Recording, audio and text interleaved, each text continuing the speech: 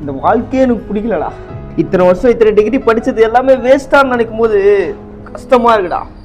அப்படி என்ன ஆயிடுச்சு? ஃபிளாஷ்பேக்.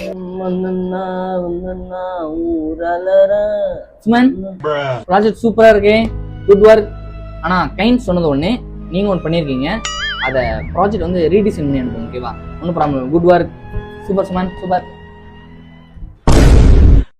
வாட் சுமன், நான் ரீடிசைன் தான்டா பண்ண சொன்னேன். ரிசைன் லெட்டர் எடுத்து தரேன். Respect first, work next. என்ன கெத்து புண்டை காட்டுறியா? என்னடா கெத்து புண்டை காட்டுறீங்க எல்லாரும்? ஒரு கிளியாக மகேஷ், காதுல என்ன வச்சுட்டு இருக்கீங்க? வயிற்றுக்கு சோறு தானே தின்றீங்க.